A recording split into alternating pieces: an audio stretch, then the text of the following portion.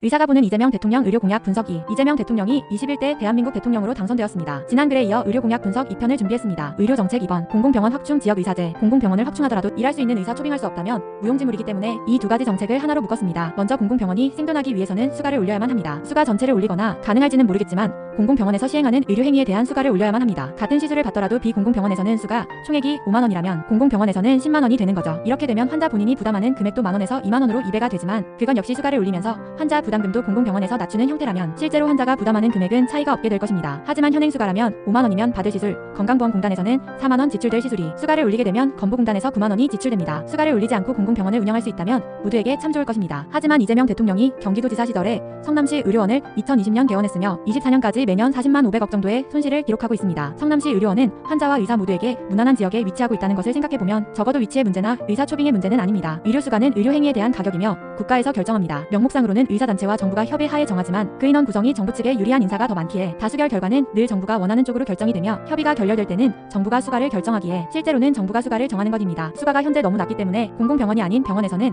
병원에 돈을 벌어줄 수 있는 비급여 진료를 하고 비급여 진료비는 병원에서 정할 수 있기에 병원이 적자가 아닐 수 있게 운영합니다. 하지만 공공병원의 특성상 비급여 진료를 하는 것이 어렵기 때문에 급여 진료로만 병원을 운영해야 하며 그 결과는 당연히 적자입니다. 공공병원이 비공공병원에 비해서 직원을 많이 채용하거나 의료진 급여를 더 높게 지급해서 적자가 나는 것이 아니고 적자의 규모 역시 그런 문제로 발생할 수 있는 규모가 아닙니다. 공공병원이 적자가 나게 되면 새로운 의료 장비나 기술을 들여오지 못하게 되면서 점점 타 병원과 질적인 부분이 차이가 나게 되고 결국 환자가 방문하지 않아 적자가 더 커지게 됩니다. 공공병원이 적자가 나게 되면 그 공공병원이 속해져 있는 시도에서 해당 병원을 감사하게 됩니다. 어떤 악의가 있어서 감사를 하는 것이 아니라 시도에서 해당 공공병원에 지원을 해주는 것이 있는데 적자 운영이 되는 상황이니 확인을 해봐야만 하는 것입니다. 하지만 실제로 공공병원이기에 비급여 진료가 불가능하고 급여 진료만으로 적자가 되는 상황이기에 감사 결과는 적자와는 큰 관련이 없는 문제들만 지적하고 끝나고 다시 적자는 이어집니다. 앞에서 언급한 대로 성남시 의료원은 환자와 의사 모두에게 적절한 곳에 위치하고 있습니다. 그런데 의료 취약지 대부분은 성남시 의료원보다 위치적인 단점이 있고 성남시 의료원보다 더 빠르게 재정적인 문제가 생길 가능성이 높습니다. 이에 대한 보완 없이 공공병원을 늘리게 된다면 각 지자체에서 이 공공병원을 지원하기 위한 지출이 굉장히 커지게 될 것입니다. 지역의사제는 비수도권 학생을 지역의대에 입학시켜